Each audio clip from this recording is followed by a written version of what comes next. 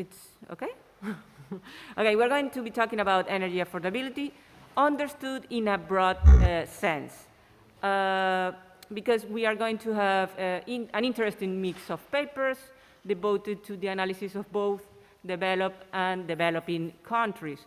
So as you know, and as will be apparent from the presentations, the problem of affordability and also the problem of poverty is quite different in these two type of countries, and it's present in different shapes, affecting also differently to those suffering from this. What is clear from the papers that we present here today is that regardless of the context in which the actions for affordability are taken or applied, the scientific research assessing the results of these actions enhance our knowledge on the problem, but more important, on the potential solution that works trying to deal with the problem of affordability or poverty. So we count today with the presentation, with the participation of 3 outstanding researchers. We start with Gerald Zunker. I hope the pronunciation is okay, but I'm not sure. My German is not so fluent. He is from Ruhr-University. The second speaker is Daniel Davi from the Chair of Energy Sustainability. And the third speaker, he will be ending the table of today, it's Federico M from University of Navarra. Now, before we start, I would like to remind that each speaker have between 15 and 20 minutes to deliver the speech, and that the questions and answer session will be taking place after the 3 presentations. So in case that we're running out of time, we can adjust in that moment. So for those of you that have questions, please hold it a little bit until the end, okay? Okay, one last announcement. Please, all of you that are present here physically, keep the face mask on all the time, okay? It's very important. Now, I'm glad to introduce the first paper that I think I have to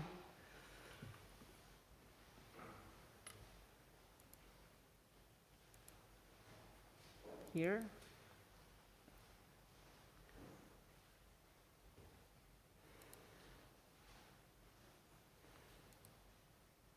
Yes, I'm glad to introduce this first paper which is entitled Encouraging Consumer Activity Through Automatic Switching of Electricity Contracts, a Field Experiment. This study analyzed the role of automatic switching of electricity contracts on consumers' behavior when their consumers are comparing and switching between different suppliers. So next, the speaker, Gerald Zunker, will explain this field experiment and the main findings in pretty much detail. So Gerald, the floor is yours. All right. Thank you very much.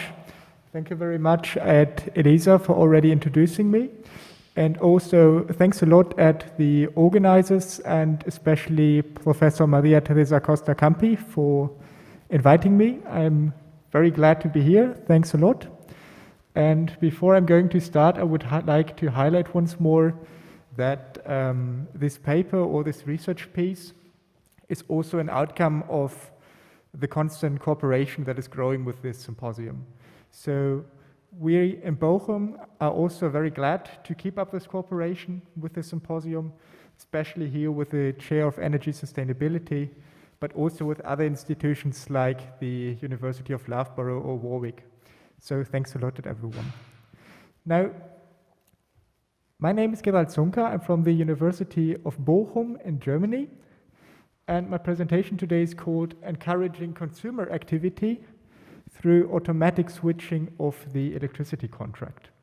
And this is a field experiment that I conducted jointly with multiple colleagues, including Christoph Feldhaus and Jörg Lingens, as well as Andreas Löschel, who's also here today.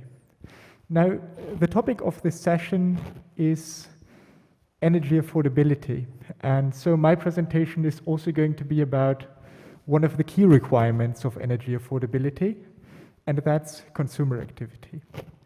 And consumer activity is so important because regular searching for and switching between suppliers is a key to induce competition on the electricity market and thereby drive down markups and hence also reduce prices. When we have a look at the European electricity market, though, we observe very little switching activity. And this is actually quite surprising because this market has been liberalized during the late 1990s, so consumers are free to switch their contract. And these consumers are also in general very eager to find a better contract. Now, what might assist consumers in becoming more active and switching their contract more often may be to automate the contract choice. And this is what we would call automatic switching of electricity contracts. Now, under this automatic switching of electricity contracts, the consumer delegates her decision right to a service provider. So the consumer delegates her right to choose between contracts to a service provider, and the service provider then always switches the consumer to a cheaper contract whenever possible. And what's also important to note about this service is that pre-specified preferences are taken into account and that this service is basically free of charge for consumers, so they don't have to pay for it. Now, this service, of course, brings the advantage that it reduces search and switching costs for consumers, and it does that permanently. And additionally, it also ensures that consumers do not forget to switch. Now, this service, therefore, might be by design a very effective way to increase consumer switching activity because it just reduces this hurdle of constantly being faced with search cost and switching cost. And therefore, it might also provide us with a new opportunity to increase competition in the energy market. Now, if we want to realize these potential gains that we associate with this service or that we associate with automation in general, then we have to clarify when and under which circumstances consumers are actually willing to use this automation. So the key question here for us was, when are consumers willing to use this automation service? And now to shed some light on this, we set up a large-scale field experiment together with a German service provider. And this German service provider operates in the German electricity retail market, where it runs an online comparison platform. And on this platform, it allows consumers to compare contracts of different suppliers across a whole range of dimensions. So consumers can, for example, compare prices, they can compare bonus payments, they can also compare contract durations, or they could compare whether contracts offer green or non-green electricity.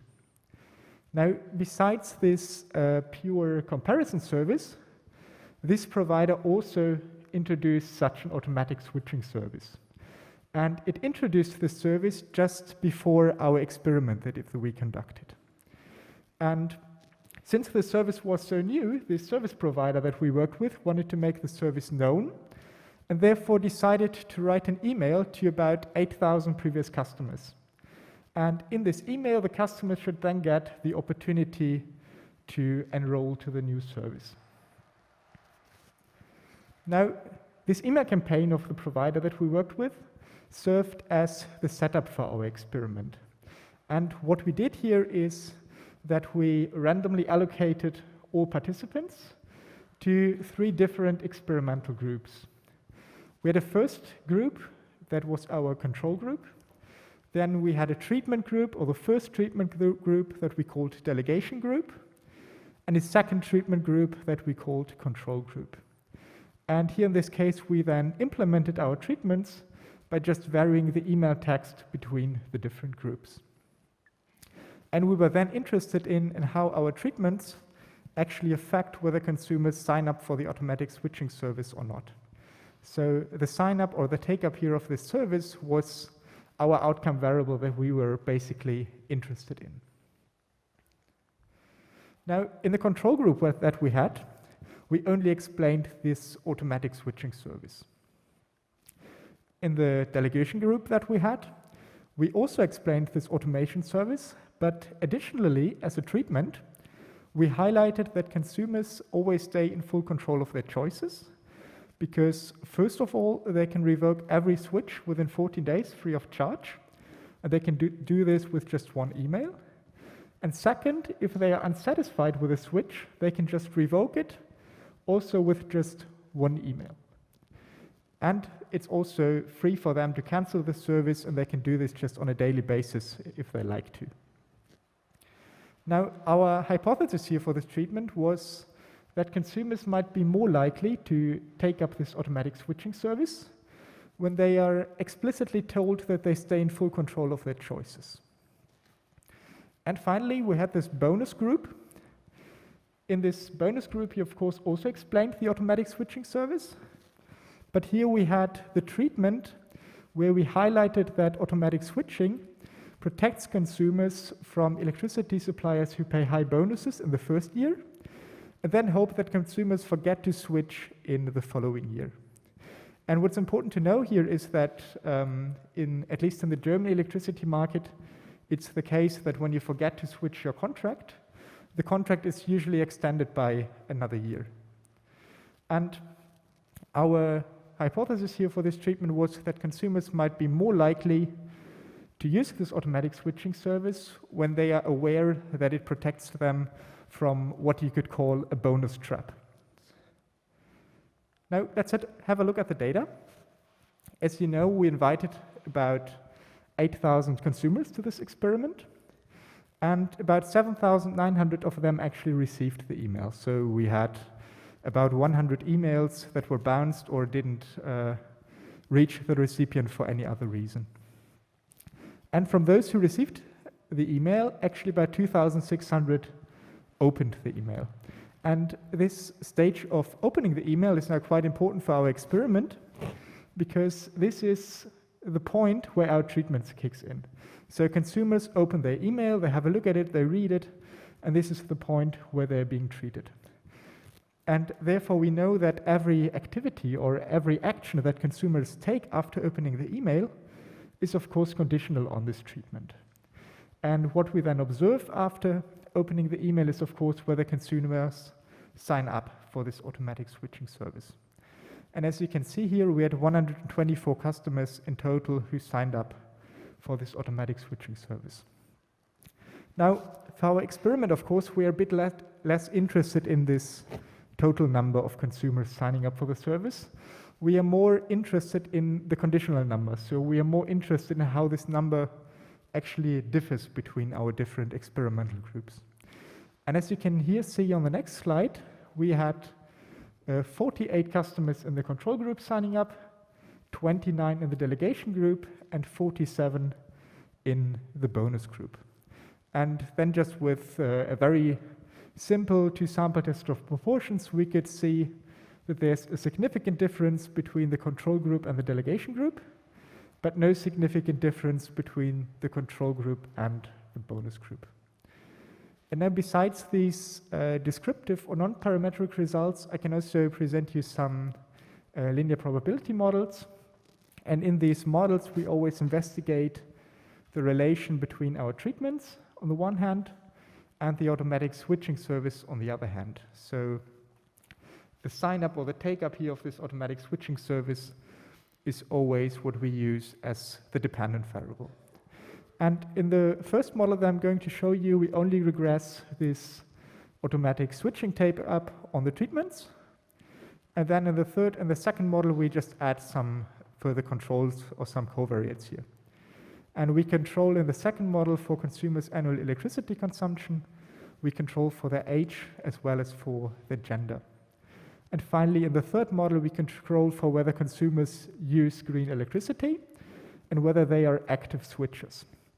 And here in this case, being an active switcher means that the last switch of the consumer was no longer than 1 year ago at the time of our experiment.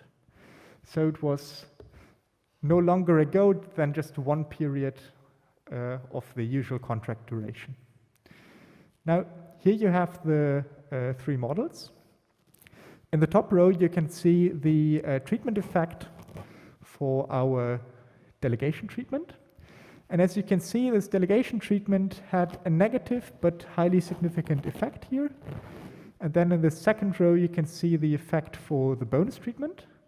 This has a positive sign, but is indeed insignificant. And then you can further see that some of our control variables also correlate with whether consumers take up this automation service or not. So you can see here that consumers who are older are slightly more likely to use the automation service. And you can see that consumers who use green electricity and that are active switchers are more likely to use this automation service. Now, what can we see here? Now we can see for the delegation treatment that consumers are actually less likely to use the automatic switching service when we highlight that they always stay in full control of their choices. And I have to highlight here that this result that we see actually opposes our initial hypothesis. So we thought that if we would highlight that they stay in control, they would be more likely to use the service. But actually here we observe the opposite. And what might be a potential explanation, but this is just a bit of speculation about it, is that this treatment might make consumers realize even more strongly that they have to hand over their decision right to the service provider. So it might have made them even more reluctant to give this decision right out of hand to the service provider. And for the bonus treatment, we see that highlighting that automatic switching protects consumers from what I called this bonus trap has no effect on whether they sign up to the service or not. And again, here a potential explanation might be that this result may be related to the high level of expertise here in our sample. Because all the participants that we invited here in our experiment are former customers of the switching platform that we worked with. So all of them have switched their contract in the past, so they're quite likely to be experienced switchers and have a bit of knowledge about the electricity markets and how service providers usually work or how they might lure consumers into this bonus trap. So for these experienced customers, our experiment or our treatment might not have provided any new information, and therefore we might not see an effect here. Now, what we can learn from this experiment is that our arguments that were designed to foster this automatic switching have been ineffective, so in case of the bonus treatment, or even had detrimental effects in case of our delegation treatment. And as a consequence, it might be a bit more difficult to realize these gains that we associate with automatic switching than we thought it would be. And further, we can also learn some lessons for future research, because here in this experiment, we can see that these aspects of delegation, so delegating a choice to a service, or also delegating decision rights to a third party, seem to matter for automation.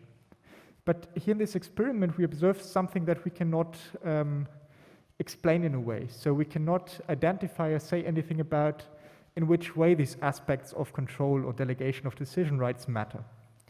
And therefore, we would need to generate a better understanding on how this allocation of decision rights affects automation choices.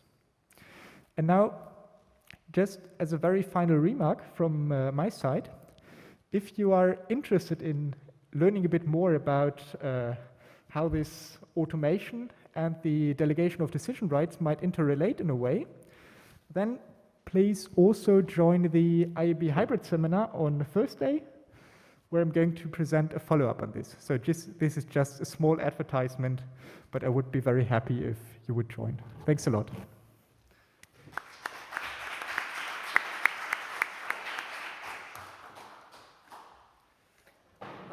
Thank you, Gerald, for your presentation. We move forward to the next presentation. We'll have the next speaker. It's Daniel David. The paper is entitled Economic Efficiency and CO2 Impacts from the Clean Cooking Program in Ecuador. This article analyzed the economic and environmental impacts of a very large-scale clean cooking program, which aim at reducing the financial burden of the subsidies that were applied to LPG.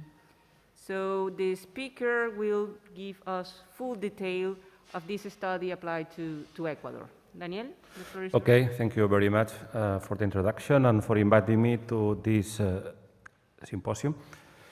I'm Daniel Davi from the chair of Energy Sustainability and the Copenhagen School of Energy Infrastructure, and the co-author of this paper is Moisés Obaco from the Universidad Católica del Norte de FASEA in Chile.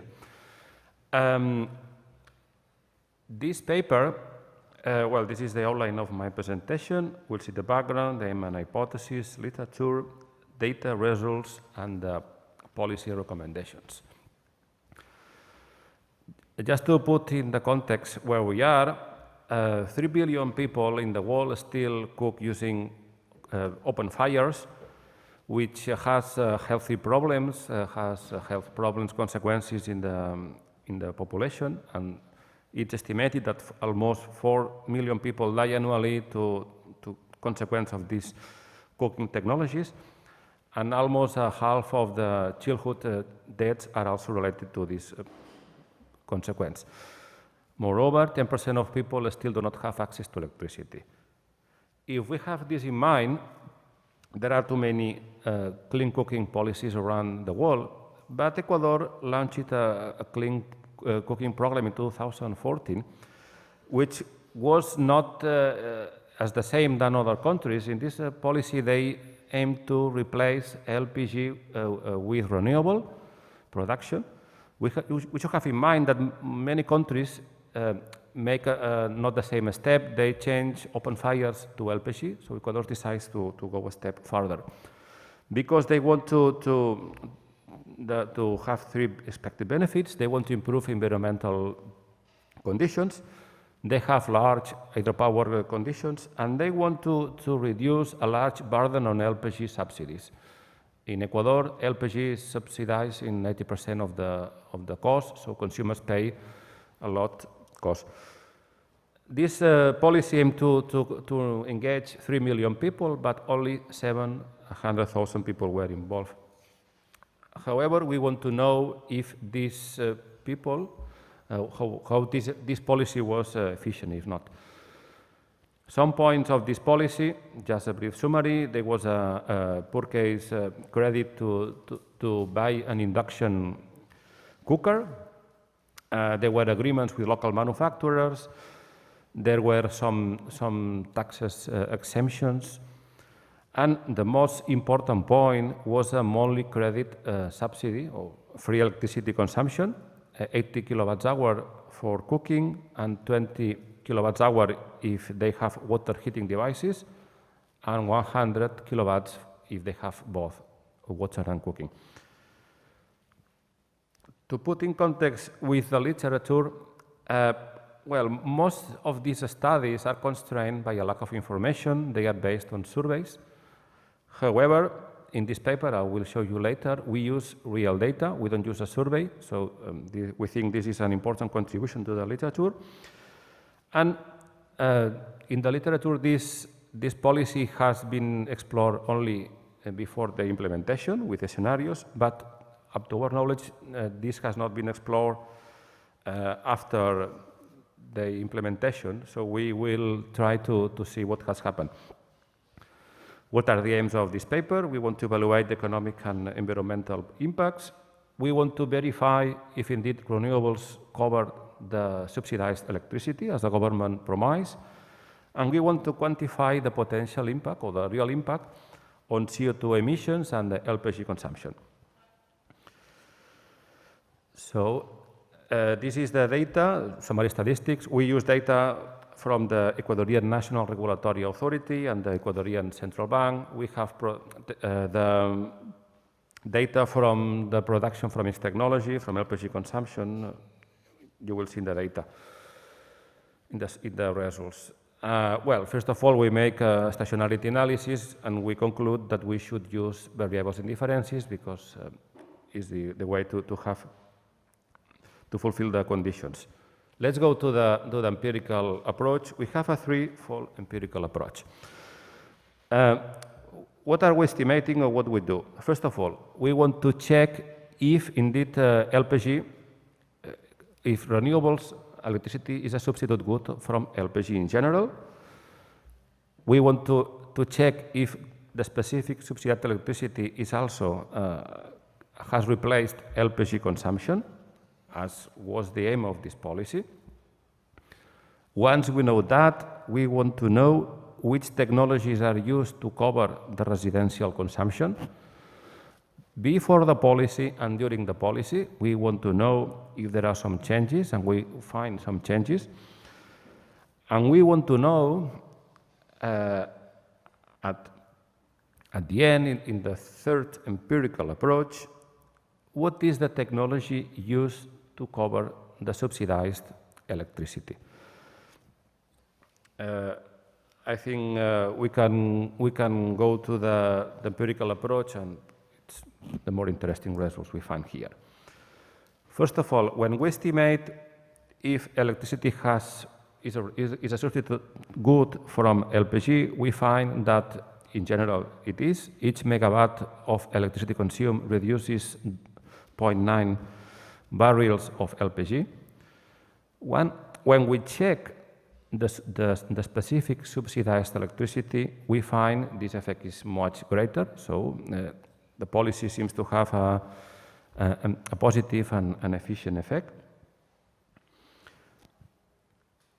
When we check what technologies has been used to cover the residential consumption, we see in the first column that before the policy, both renewables and thermal plants were used to cover this growth in the residential consumption. We should have in mind that variables are differentiated.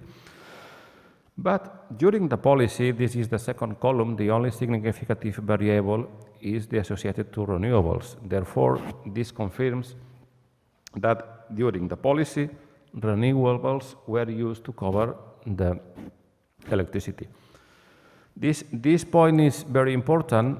Well, we'll go to the next empirical approach, the last, and I will comment one point. And finally, we check about the specific subsidized electricity to know which technology has been used to produce. And if you remember, I have explained that the government promised using hydropower. So we find and we confirm that indeed the subsidized electricity was produced by renewables, and we find in the second column that by hydropower. This result is very important because with this we discard a trade-off between one concern from this policy was that the avoided CO2 emissions related to LPG were trade-off with pollutant electricity. In this case, we find that it wasn't. The new electricity was covered with clean technologies, and they were produced by hydropower. Putting all data together, we write the following picture.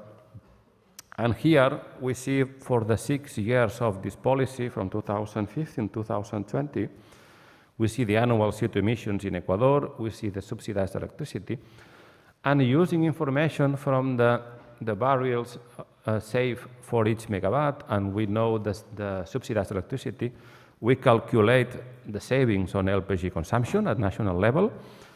We find that 20% of the LPG consumption was saved. So if we wouldn't have this policy, the LPG consumption would have been 12% higher. We calculate the corresponding CO2 emissions to burning this LPG, and we calculate the CO2 savings. So what is important and what we find in this policy is that the cost of the subsidy is smaller, is cheaper than the safe subsidies on LPG.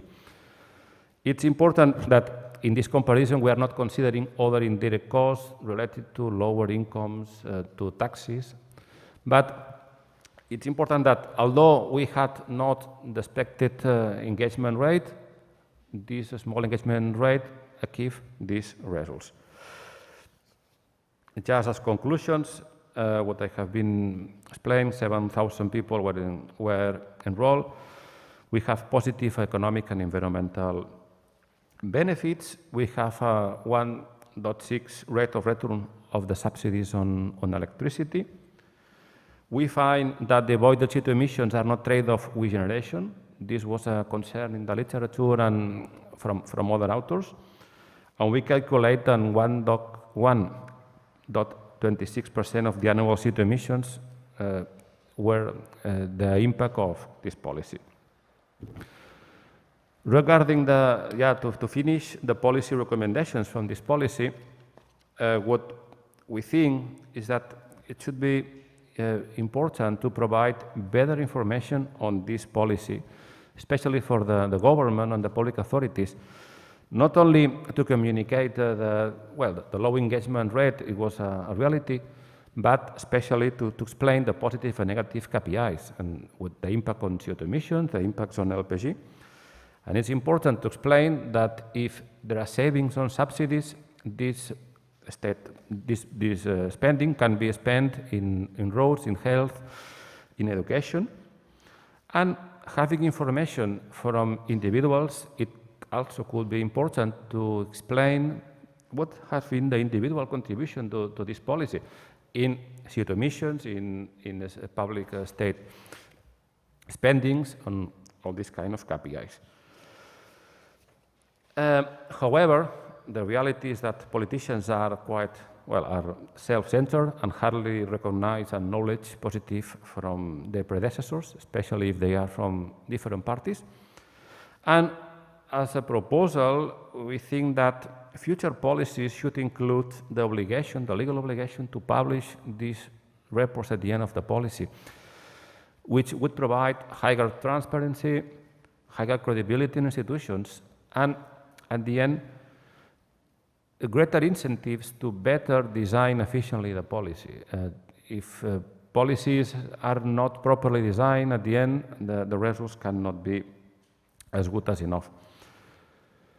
And in the last slide, we are also working in a second stage of this analysis to know why the determinants of the low enrollment rate to this policy, and we are using data from regional households characteristics and social characteristics, and what we are finding is that they are explained the low enrollment rate to this kind of geographical characteristics.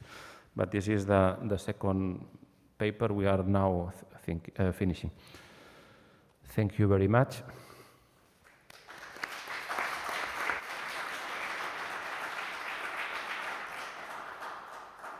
Thank you, Daniel, for your presentation. And now, and for keeping the time just very tight, now we move to the last presentation of this table. This paper is entitled Power Reliability and Grid Connection, Evidence from Rural Guatemala. This article in this article, we have a study that analyzes the determinants of and also the incentive of households in rural areas of Guatemala to connect to electricity grids. But the emphasis is placed on the role that the reliability of this connection have on the decision to connect to the grid. So it's quite interesting. And now the speaker, Federico M, will explain this analysis in detail. So Federico, the floor is yours. Thank you very much. Well, thanks very much for the university for giving me the chance to present my research. This is part of my PhD thesis. So any comment, any suggestion, we will be welcome. And to be honest, I am not from Guatemala, I am from Argentina, but I have learned a lot from this country. I hope to visit one day. And well, I want to share with you some of the key findings. The motivation for this paper is especially, what caught my attention when I was doing the research it was an article that I read from a local paper in Guatemala that basically says, we don't want light bulbs, we need schools. So that caught my attention, and one thing that I was thinking about, it was, well, many effort is done to expand the grid, and how that expansion, it really takes into real connections. As it was said before, we need to see the measures of how people get connected, because electrification access doesn't necessarily mean that the people has real grid connections. And this is the case of Guatemala, and electrification access means that maybe I do not have electricity, but if my neighbor has, I am accounted as if I had. So what I'm going to do in this paper is to focus on grid connections, real grid connections. So the empirical question is how power reliability affects household willingness to grid connect. So I'm going to test if power reliability is or not a barrier to electrification. And my methodological approach will be using 2 regression models. I will use 2 different databases. One is a national survey conducted in 2011 and 2014, and I'm going to explode the variation, the time and spatial variation in quality, and I will use also the national population census in 2018, which gives me more granular detail, and I will use official records of quality surveys. So why Guatemala?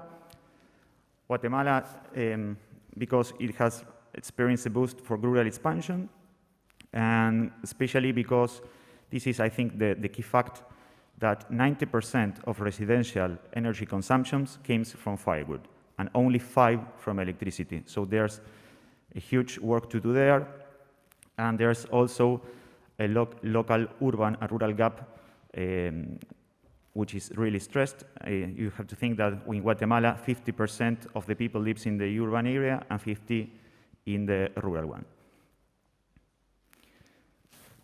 And that gap is also seen in inequality.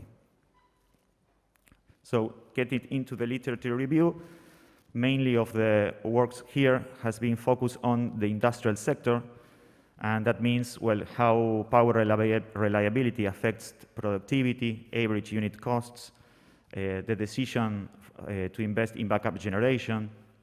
And at household level, the literature has mainly focused on the electrification benefits. And there are 2 papers there, one a very interesting literature review, and the other one is from Grogan, Journal Economic of Development, and he studies the Guatemalan case. It is really interesting. He stressed how people getting into grid connect affect income and to reduce the gender gap. And there's another branch of the literature that is stressed on willingness to pay, and other people has stressed the reliability issue. And I want to focus especially on Dang and La. It is the second paper that appears there, because he uses a methodology that I will use later, and he studies the Vietnam case, and he used an IB strategy that I will use later on.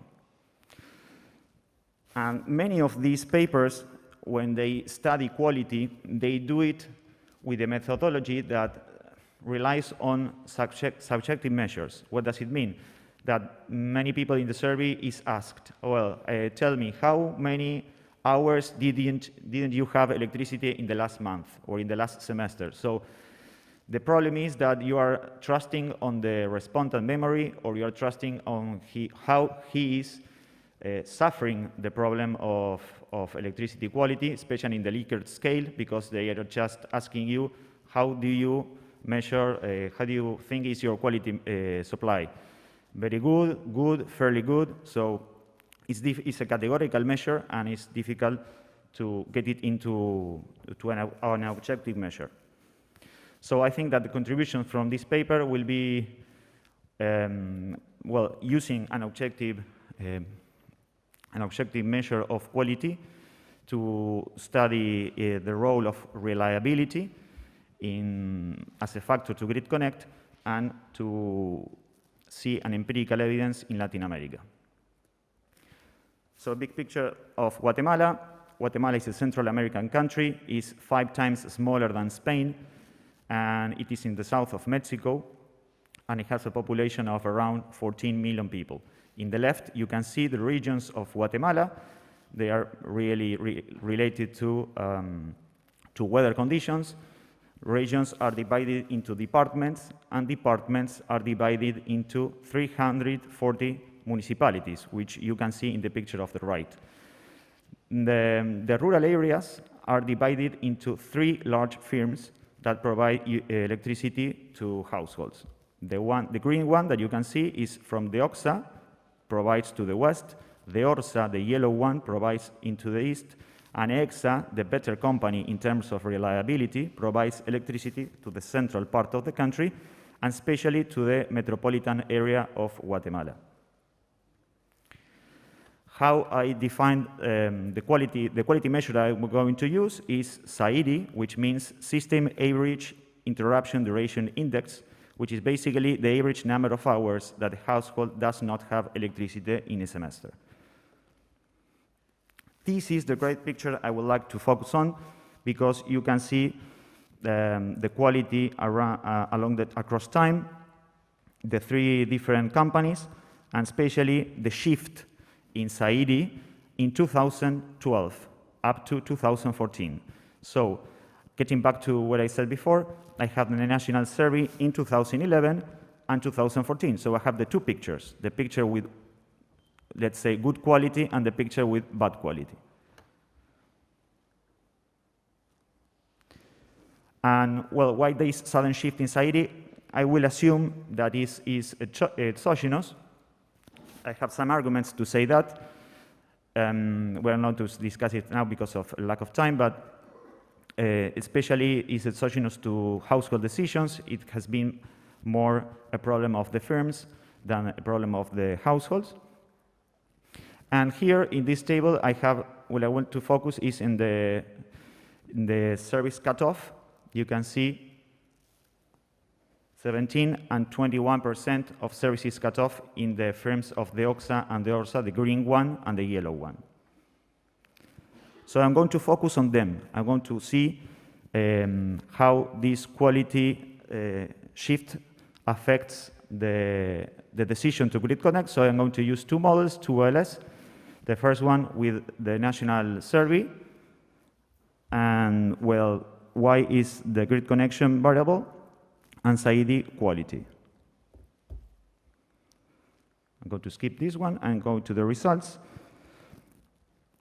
Well, the first one, as you can see on the top, there's a negative sign, so that means that 1% increase in SAIDI, so less quality, it means 18% less of probability of grid connect. So if you will remember the table before, when I had information on 2014 in the proportion of cuts off, it gives you a point, because we have there 17, 24, 21% of people that haven't paid their bill or have decided to not being part of the company anymore. And the OLS in the census, where we have a better picture of quality, that number reduces to almost 3%, 2.5. So there are some potential issues. The first one is the one I said before. Okay, perhaps the quality shift in 2012 is not fully exogenous, so I will use an IB strategy. The second potential issue is, okay, perhaps I have the information at municipality level. When I make the average, I just make a mean average, so I have to make a weight average. That's the second potential issue. And the third one, I didn't say before, but in the census, as I have all the observations of Guatemala, and I had the information which one has electricity with solar panels, I decided to avoid them, because most probably in the Guatemalan context, that solar panels are for isolated areas, so they didn't have the choice where to grid connect or not. They just give you the solar panel and to solve you the problem. So then I dropped them at first, but now I re-included to see if results change or not. IB strategy, I use rainfall as the instrumental variable. I live in the countryside once, and for me, the intuition is very simple. When there was a large storm, power electricity cuts off. It's a precaution measure, and also perhaps rainfall is very difficult, especially in the Guatemalan context. You have forests, it's difficult to get into the areas where power grid lines maybe you have to fix them. So it is reasonable to think rainfall, as an IB strategy. And I use two potential sources. The one is from the weather station, the Weather National Service of Guatemala, and the other one is to use NASA satellite images. There you have the map in the right, the quality, and in the left, and in the right, the precipitation from each department of Guatemala. There you have the same picture, but with grid connection in green. So results using, sorry, I have to see here. Using the two potential sources of rainfall variation, column 1 and column 2, analyzes weather stations. The F test is good to test if the instrument is weak or not. So we have there a 27% in the effect of SAIDI, while in the third and fourth column, the F test is giving us information that is not a good instrument to use, the NASA satellite images.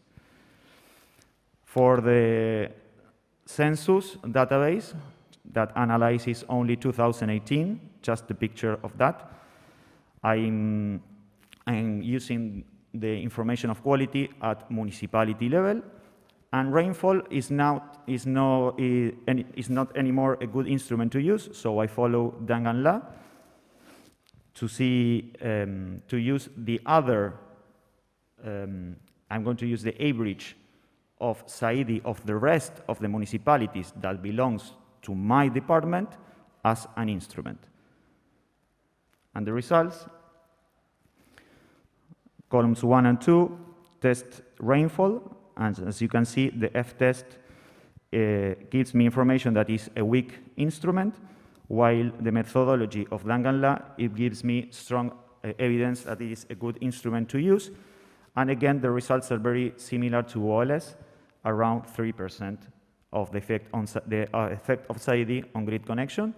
And finally, the two final tables, the one that stresses the other two potential issues that I said before, the one that uses SAIDI as a weighted measure, all the negative effect persists. And the last one, using a placebo test, you can see in the last two columns, I used two different variables. The first one, instead of using grid connection, I use water grid access or garbage service selection. I use the same model, and there are no results there.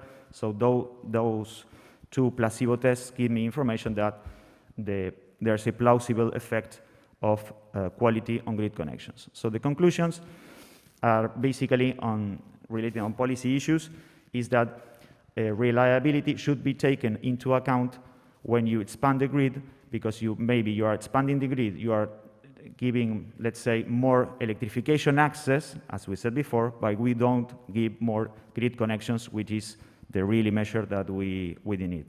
That's all. Thank you very much.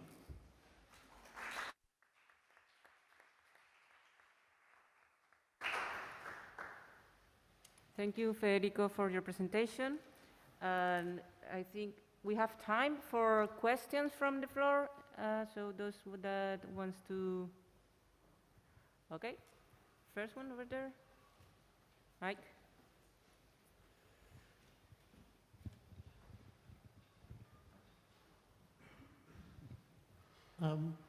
So a question for Gerald. And one of the most interesting things I thought about your work was the fact that these were all active people in the sense that they'd signed up to a switching service at some stage, but nearly all of them didn't want to participate in the experiment.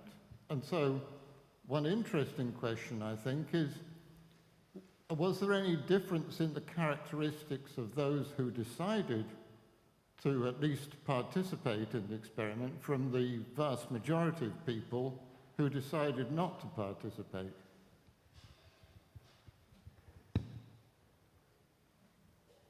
Just as a brief answer to it, between those, we of course randomized all participants at the stage where we had this big bunch of 8,000 people. Of course, people could or do self-select in whether they actually open the email. That's of course a stage where you could have self-selection, but I don't know whether there are any characteristics that are very specific to those who actually open the email or then go or take this step. Because what we observe here in our experiment, and this is also what we look at with our covariates, is from the stage of opening the email to the stage of signing up for the email. So because we only take those as the sample who are being treated, because only those are those for which we can condition them on the different groups. But I would have to look up whether there's any difference in characteristics between those who actually received the email and those who opened it. So I don't know whether there are any good characteristics that that are very specific to those who opened the email or those who did not open it. No, that seems to be an interesting issue. Why, of those people who opened it, was there any difference between them and but didn't go any further, and the people who went somewhat further? Yeah, I think that's right. Maybe especially to those who are more active in switching, there could be a selection, or maybe also to those who use green electricity. So there might be some characteristics that might correlate with whether they open up this email or not. Yeah, that's right.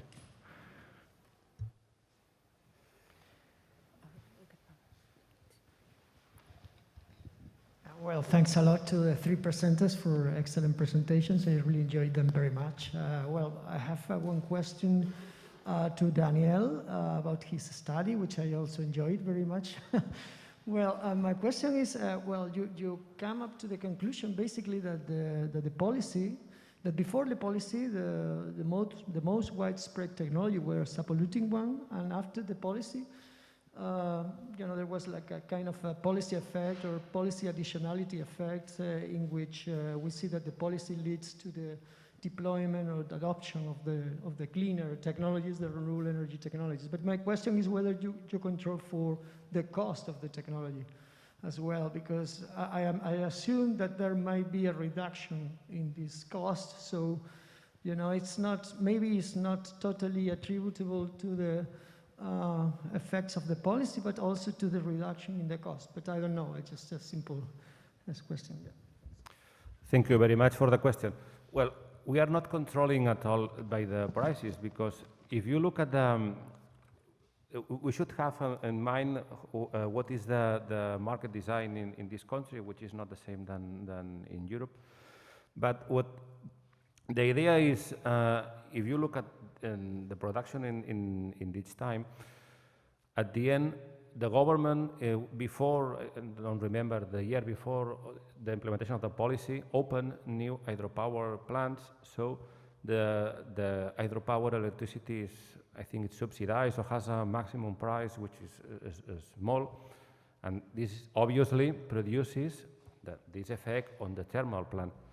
But at the end, what we were trying to capture is that if the consumption profile related to residential is indeed covered by renewable and not by thermal plants, because at the end thermal plants are the most easy to redispatch and to follow the residential consumption. So this is why we were looking this idea, because if you look at the aggregate profile, you see that the hydropower increases, but we were looking just this specific rate to see if just the new consumption is covered only with this. This is what we are trying to explain.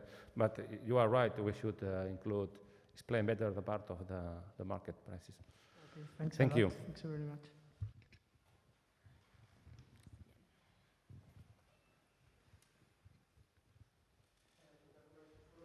For all the presentations, very interesting.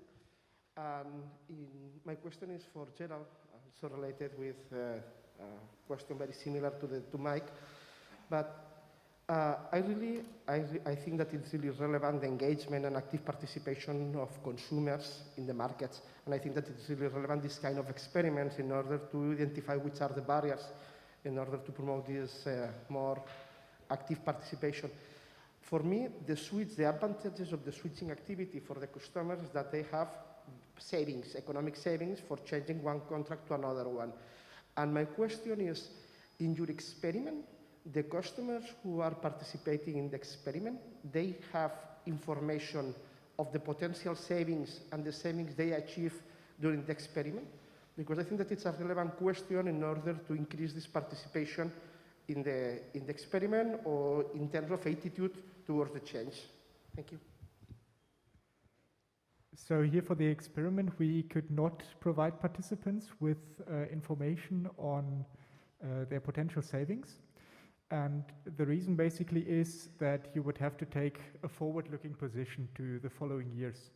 So you cannot assess what consumers are going to save maybe the next year or the following year. You could do that for one switch, that's what you could do. But if you do that for each consumer individually, then you would also kind of induce another treatment to the experiment. So people would be treated with how much they could save, and thereby we would at least slightly dilute our treatments, and this is why we did not do that here in our experiment. So we really wanted to have just one variation here. Some more question?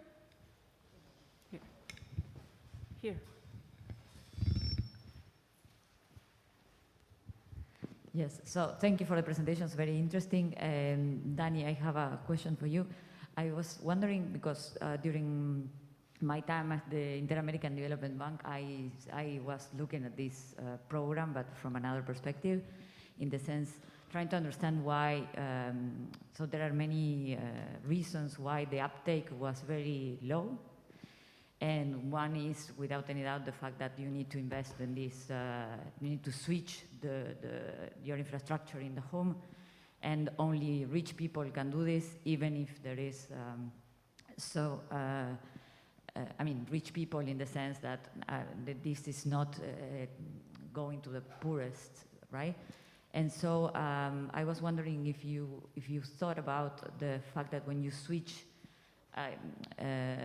subsidies for, if this analysis you did was really focusing on those households, or it was more in general, because when you fade out subsidies, you fade out subsidies for everybody. So on the distributional aspects of this policy. Thank you. Thank you, very good question.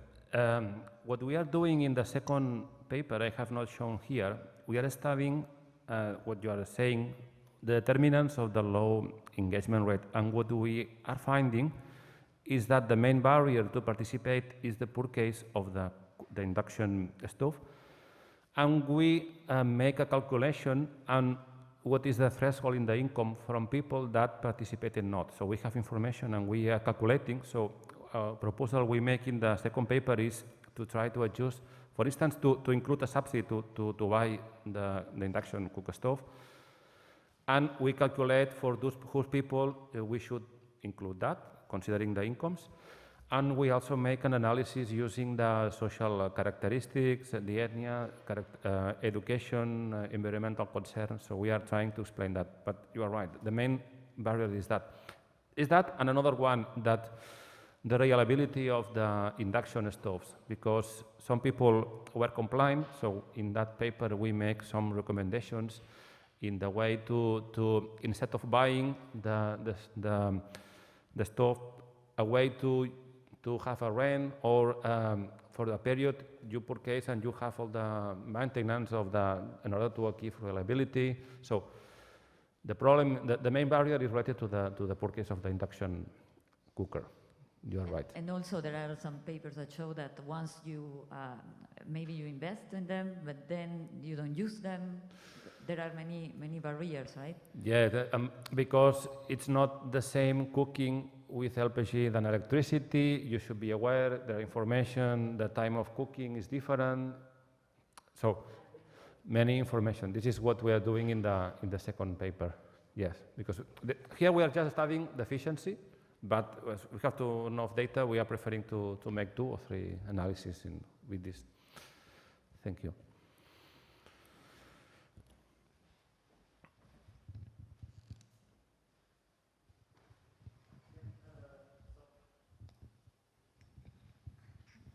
Well, yeah, okay, it works. Thank you for all the presenters, for the presentations. I have a question for Federico. I was wondering if you could do a difference analysis, because you seem to have like a sharp contrast between 2 years, and therefore you could look at before and after, looking at maybe the municipalities that are the most comparable in your sample. And something else, a more general question is whether you're only capturing the worsening of the reliability of the grid when you look at these different companies, because the companies are not doing as well, maybe they're not as good as well when it comes to connecting people to the grid, maybe there are like longer delays or something. So you could be capturing more than only what you want to capture. Yes, thank you for the question. Yes, in fact, it is like a diff and diff, in the sense that I have a before, I have an after, and regarding what it is capturing, I think the quality has many issues here, and as so far what I have read from the 2 firms, reliability, the quality of the service it wasn't good, not only in the SAIDI measure that I used, but there were many other issues that they didn't accomplish. For example, time of connection. For example, time of reconnection when people didn't pay perhaps and have the cutoff. And in detail, because I'm sorry I passed it so fast, but the penalization or the compensation that the companies had to pay, it was a lot. So perhaps it's not measuring only SAIDI, but SAIDI is very correlated with another measures of bad quality for the companies. Okay, to finish, I would like to ask one question to Federico as well. I'm wondering if you know if the consumers have information on the quality of the connections before they get connected to the grid, or it's just after they connect to the grid that they realize how reliable is this connection? Thank you. Thanks for the question. I really do not have information on that. What I assume is that I can put it on their shoes, in the sense I am living in a rural zone, and well, every people knows which is the quality in that region, in my small town. And the other thing that I would like to test, but I do not have enough information for that, when you see the newspapers in Guatemala, everyone is complaining, not only because of the quality, but also for the price, the final price for the electricity. The final price, I didn't have time to say this, but the final price has 2 components. The first one is let's say, a social tariff that everyone pays the same and is very low, but the thing is that each municipality charges an additional cost that is a tariff, and it's a fixed amount of the bill. So that really penalizes poor people, which pays a lot for the electricity, and it's a counter incentive to those to grid connect.